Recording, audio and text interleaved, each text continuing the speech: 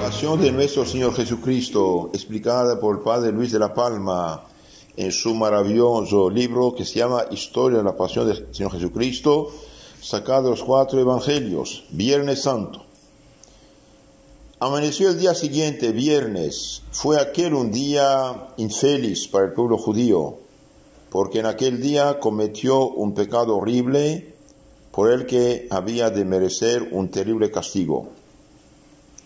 Pero también fue un día dichoso, porque aquel día se puso fin al pecado por todos los siglos, se redimió el mundo y se abrió la puerta del cielo que estaba cerrada. Aunque la noche anterior se había celebrado consejo en casa de Caifás, sin embargo, para dar un cierto aspecto de justicia y convencer al pueblo de su decisión, los sacerdotes decidieron que luego por la mañana se reuniesen en sesión plenaria en el lugar acostumbrado y que allí con un procedimiento más formalmente jurídico y con más seriedad se tratase de nuevo la causa de Jesús Nazareno, San Mateo 27:1. Aunque la determinación era la misma que antes, condenar a muerte y pasar la ejecución a los romanos, la mayor parte de los sacerdotes era gente anciana, o por lo menos con bastante años.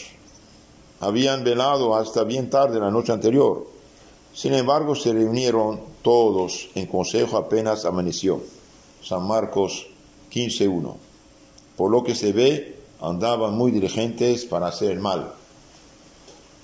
Según la opinión de muchos, se celebró esta sesión plenaria no en casa del sumo sacerdote, sino a lo que ahora es el ayuntamiento o el juzgado.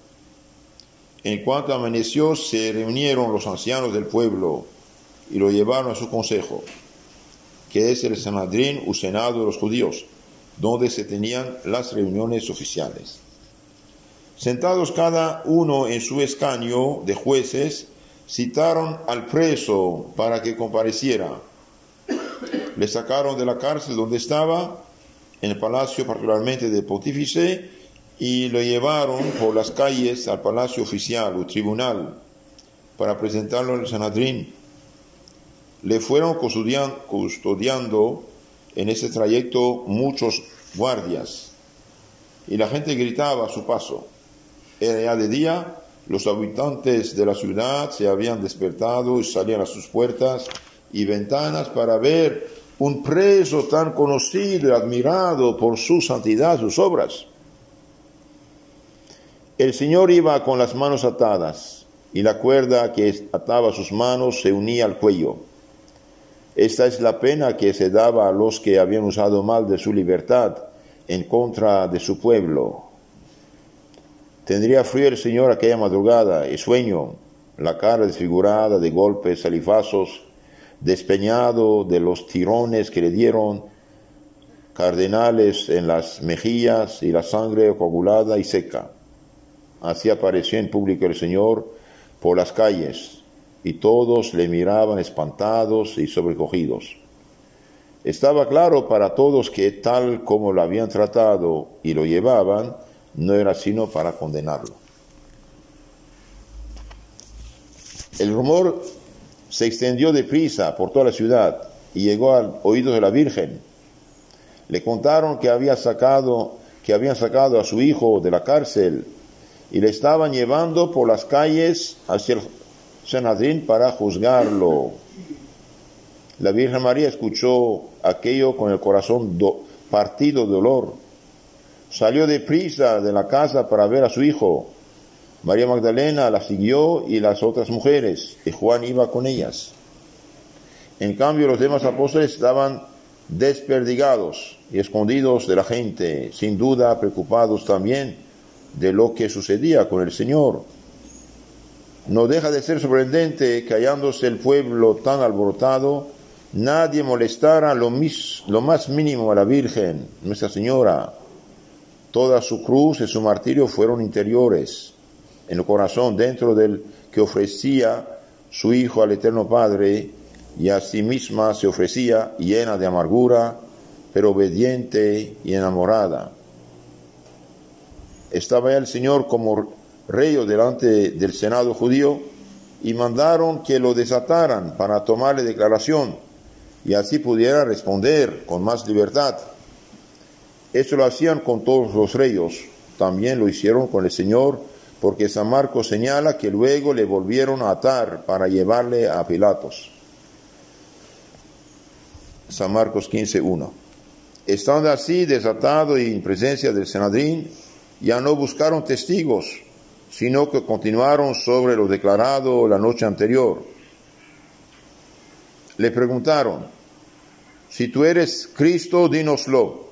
San Lucas 23:67. Lo mismo le habían preguntado días antes en el templo: ¿hasta cuándo nos vas a tener en suspenso? Si tú eres Cristo, dínoslo claramente. San Juan 10:24. Y se lo dijo tan claro que le llamaron blasfemo y quisieron apedrearle.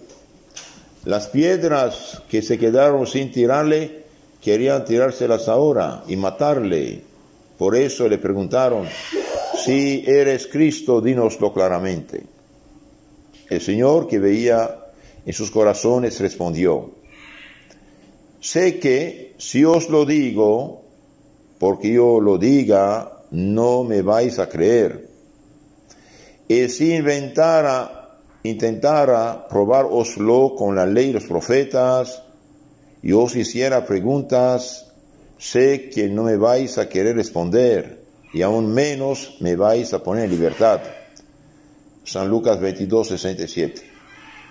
Entonces nuestro Señor dice en claro: ustedes me preguntan, pero no quieren saber la verdad.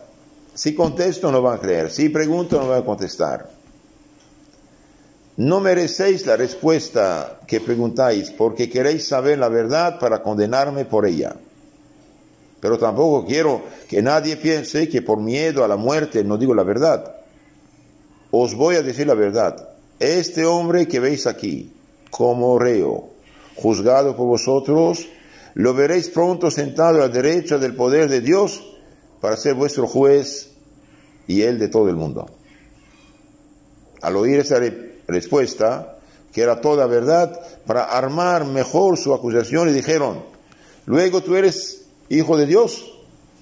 En el modo de decirlo se notaba su burla, la mofa que hacían de Jesús, a quien consideraban un loco, un mentiroso. Soñaba ser hijo de Dios. Decía que vendría sentado sobre las nubes a la derecha de Dios. Bien pronto estaría clavado en una cruz entre dos ladrones. Así su pregunta no disimulaba su ironía. Así que tú eres hijo de Dios. Tú, hijo de un pobre carpintero, tú, un hombre de malas costumbres, comilón, bebedor, amigo de publicanos pecadores, tú, endemoniado y blasfemo. Tú dices que te sentarás a la derecha de Dios.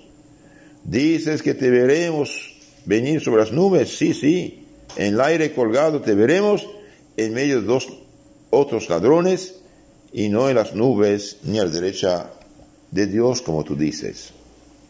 Se dio cuenta el Señor de la malicia de esta pregunta y lo que pretendían con ella, pero quiso responder con la verdad y con la misma entereza que había respondido la noche anterior. Sí, yo soy eso que vosotros decís, el Hijo de Dios. Al oír la respuesta y al ver que se mantenía en lo dicho, se consultaron entre sí unos a otros, dijeron: ¿qué necesidad tenemos ya de testigos? Lo podemos ser nosotros mismos, que hemos oído la declaración de su boca. Habían oído dos cosas suficientes para darle muerte. Habían oído que era el Cristo, el ungido rey de los judíos, y también que era hijo de Dios. Esta segunda afirmación era, según ellos, una blasfemia contra Dios por la cual debía morir. llamarse rey de los judíos era un crimen de lesa majestad contra el César romano, por la cual tenía pena de cruz, según la ley romana. Con estas dos acusaciones decidieron llevar el rey a Pilatos para que ejecutase él la sentencia. No confiaron en este traslado de Jesús desde el Sanedrín a Pilatos, a 3 o 4 comisarios, ni a los encargados ordinarios de la justicia, sino que todos los jueces, ancianos, letrados, sumos sacerdotes, se levantaron irritados e enfurecidos y lo llevaron ellos mismos a Pilatos. San Lucas 23:1. Lo hicieron así para asegurar más la ejecución de la sentencia y obligar con su presencia a que Pilatos se diera prisa. Así se cumplió lo que él había dicho, que los sacerdotes principales le habían de entregar a los gentiles. Y también lo dice el libro del Éxodo: toda la multitud de los hijos de Israel le matará. Éxodo 12:6. Para este trayecto desde el Sanedrín hasta el pretorio de Pilatos, lo volvieron a atar, lo ataron por las manos y el cuello con cadenas de hierro, como era costumbre para hacer cuando se entregaba a un delincuente que había confesado su delito para que se ejecutase la sentencia. Aquí no hay ningún delito. El primero, ¿eres tú el Mesías? Digo, soy yo. Y te dicen, usted es mentiroso. No hay ningún delito. Era ya completamente de día cuando trasladaron a Jesús, y el rumor de lo que pasaba se había extendido hasta el último rincón. Así que había mucha gente, el ruido y vocerío era mucho mayor. Y a todos decían que le habían condenado a muerte, porque la decisión del Sanedrín había sido unánime. Llevaban al Señor de las manos de Caifás para entregarlo al procurador gobernador romano Pilatos. Esto es lo que quiere decir San Juan, que pasaba de la jurisdicción eclesiástica a la civil. San Juan 18:28. ¿Qué pasó con Judas? Bien, Judas, cuando supo que habían condenado a muerte a nuestro Señor y lo entregaron a Pilatos, desesperado, tomó el dinero y se fue al templo, ver a otros sacerdotes que estaban ahí, y diciendo: yo he pecado entregándoles la sangre inocente. Ellos dicen: a nosotros qué importa. Y Judas, desanimado, tomó las 30 monedas, la echó ahí en el templo y se fue desesperado a ahorcarse.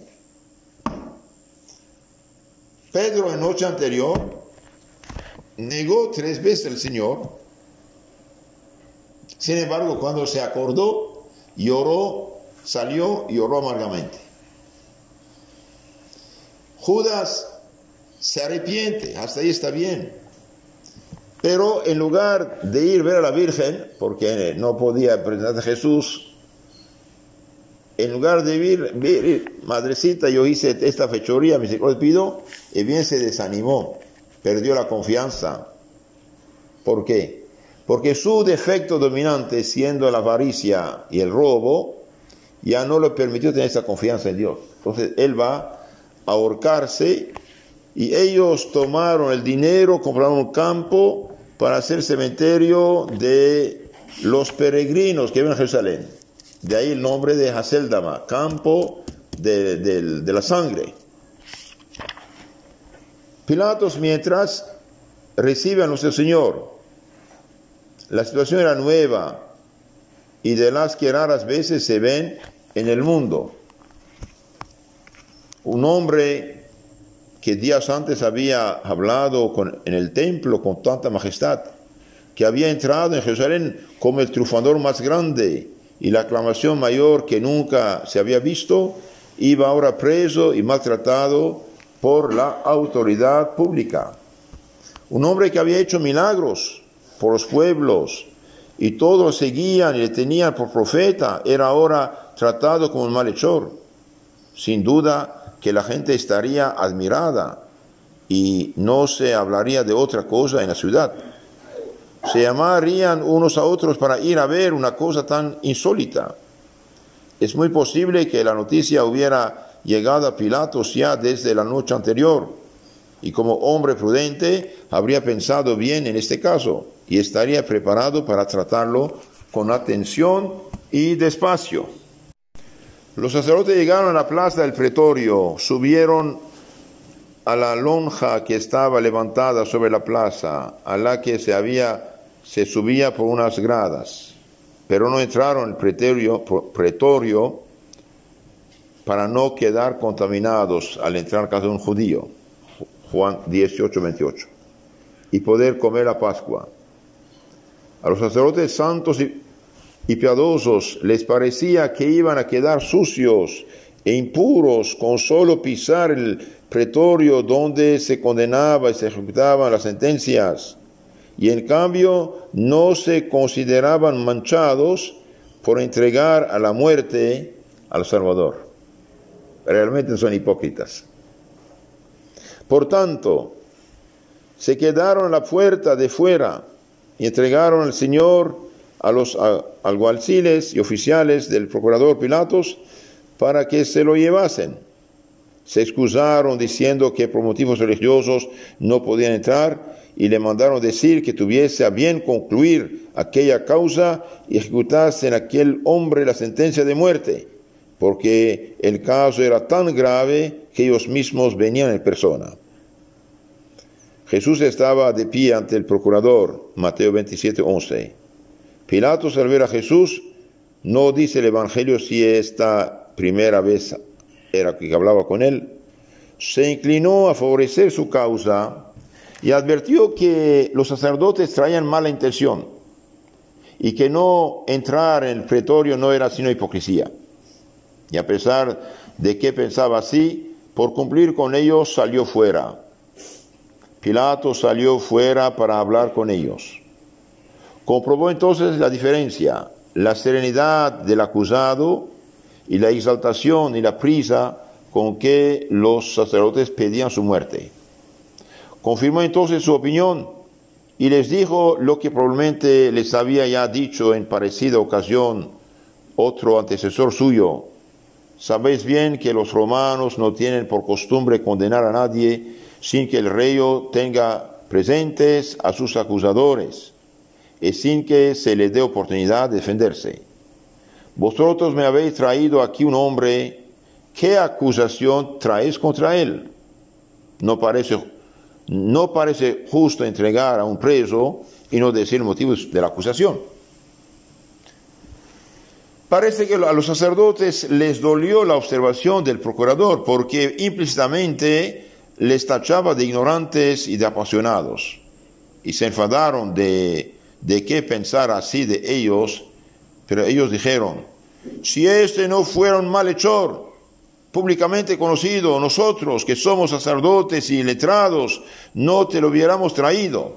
Entonces háganos confianza.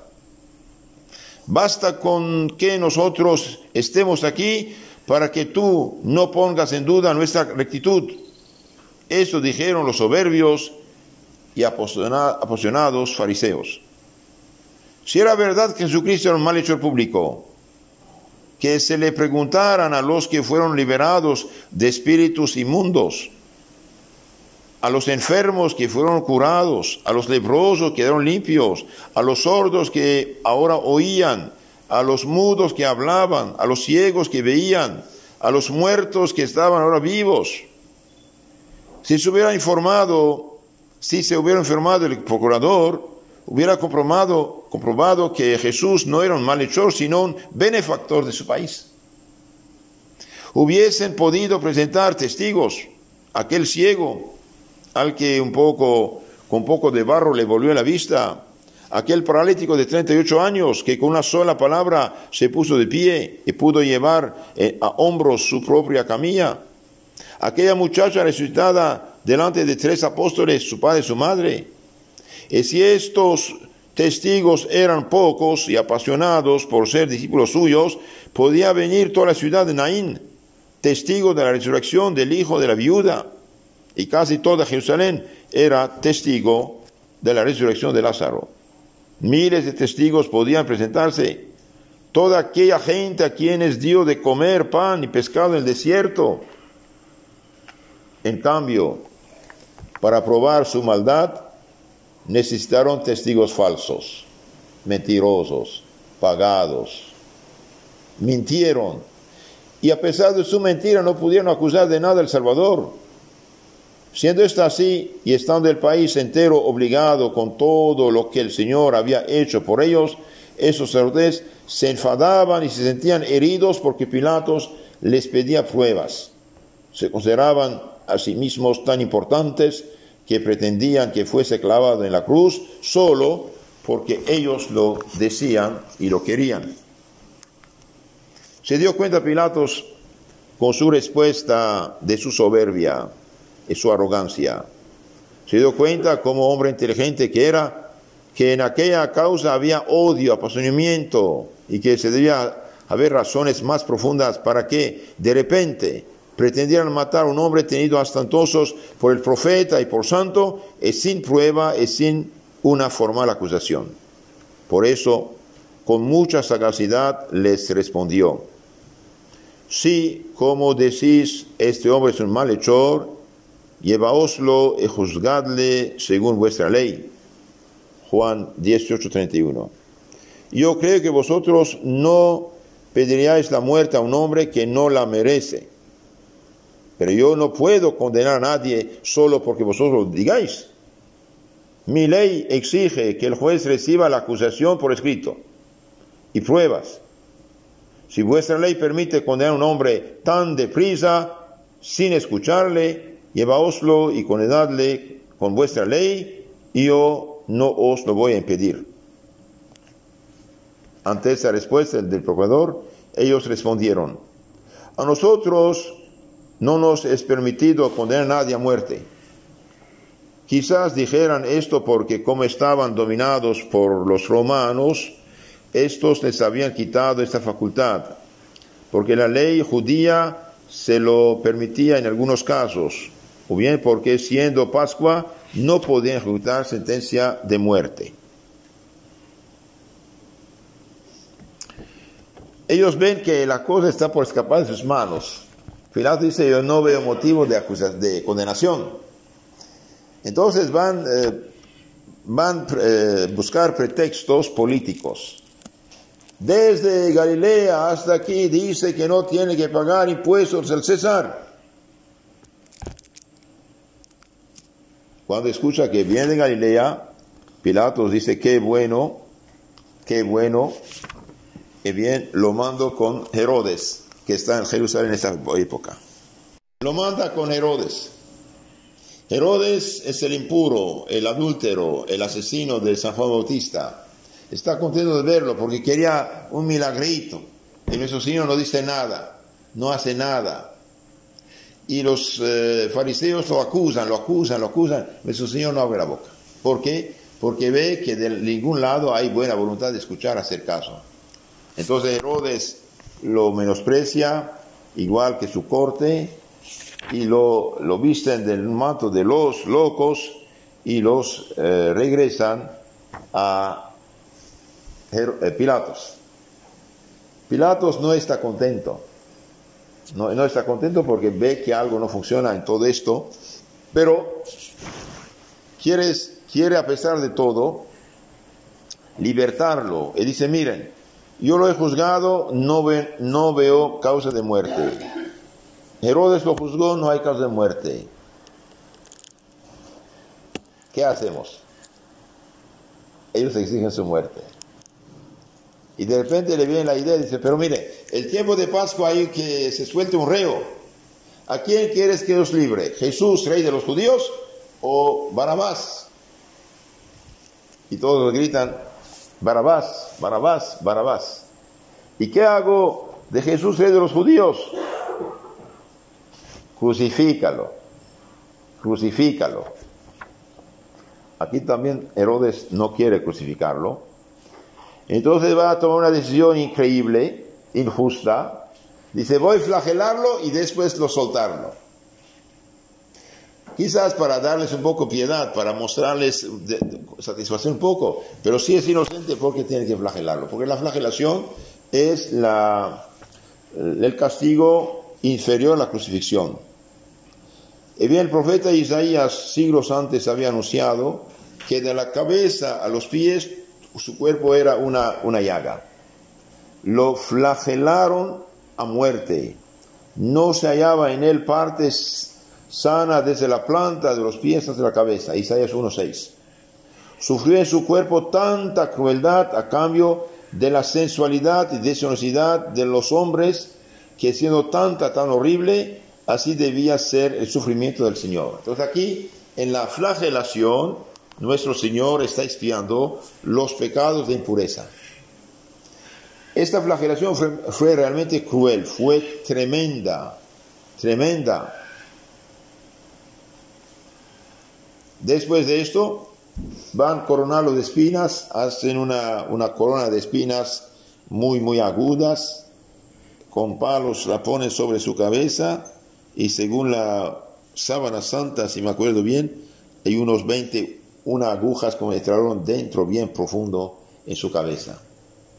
Ponen un cetro en su mano, se avanzan y se burlan de él y dan golpes, escupen a su cara. Salve, Rey de los judíos.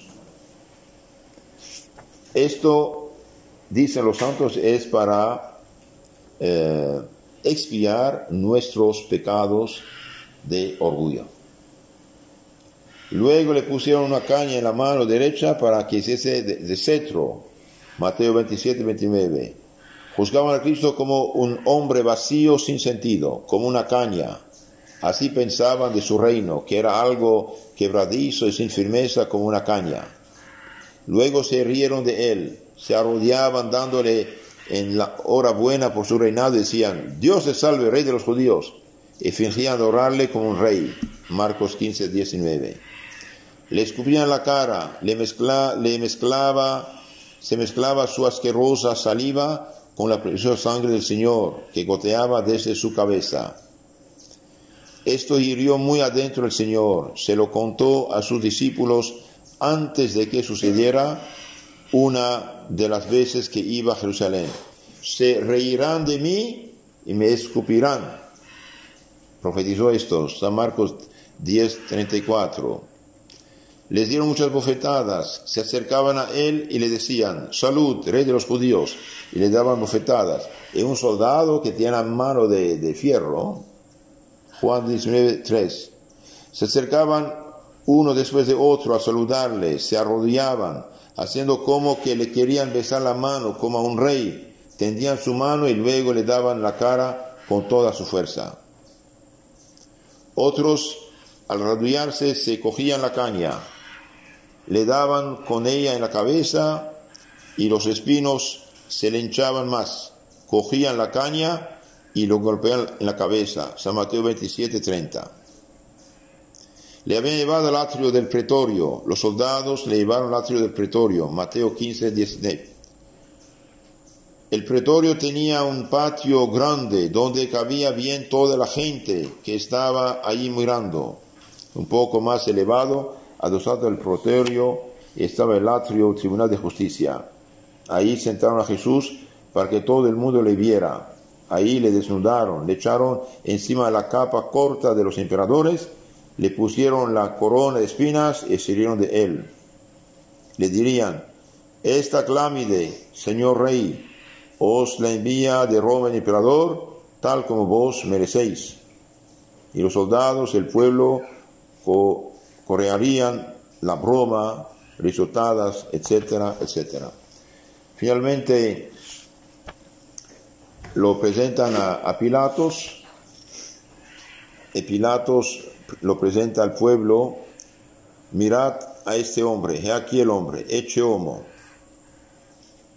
Deseaba que se compadecieran de él, que se dieran cuenta de que aquel hombre no estaba ya para intentar ser rey otra vez. He aquí el hombre, mal juez. Por tercera vez dijo que no había delito en Jesús, y a pesar de eso le entrega al suplicio de los azotes. Piensa que el pueblo se va a compadecer solo a verlo así. Bien, no. El pueblo grita: crucifícalo, crucifícalo. tolle crucifice, crucifícalo. Voy a crucificar a su rey. No dice, no tenemos otro rey que el César. Y mienten eso, ellos aborrecen al César. Y finalmente Pilato realmente no sabe qué hacer porque se puso en manos de gente que no es juez y exigen su muerte. Pero dicen, no hay motivo de muerte. Si no lo crucificas, no es amigo de César. Según nuestra ley, tiene que ser crucificado porque se dijo hijo de Dios. Y ahí dijeron la verdad. Es verdad que allí dicen la verdad. Por esta razón lo condenan. Y cuando se dijo hijo de Dios, ahí Pilatos empezó a tener miedo. Son paganos, saben que hay dioses, ellos no solo creen en Dios, que hay dioses, múltiples dioses, y lo hace entrar. ¿Quién es tú? ¿De dónde vienes? ¿No sabes que tengo poder para juzgarte, para libertarte? Y nuestro Señor dice, no tendrías ningún poder contra mí si no se te hubiera dado desde de lo alto. San Juan 19:11, etc. Y finalmente tiene que condenarlo a muerte. Su esposa le manda un mensaje, no te metas con este justo. Yo sufrí mucho en sueños por causa de él. No sabe qué hacer. Y finalmente, teniendo miedo a perder su puesto y ser denunciado, y bien contra su conciencia, va a hacer un simulacro de lavarse las manos. Yo soy inocente de la sangre de este hombre, y por gracia todos ahí, impulsados por los fariseos, cuando dijo, yo soy inocente de la sangre de este hombre justo, todo el pueblo respondió, caiga su sangre sobre nosotros y sobre nuestros hijos. Mateo 27-25. Consideraban que en aquella muerte no había ningún delito, y si lo hubiera, se hacían ellos responsables, incluso ponían a sus hijos como obligados a pagar esta supuesta culpa. Y bien se equivocaron, porque sí era un grande pecado que hicieron, dando la muerte a un inocente. Entonces nuestro Señor finalmente va a ser entregado a la muerte y lo llevan al Calvario para ser crucificado.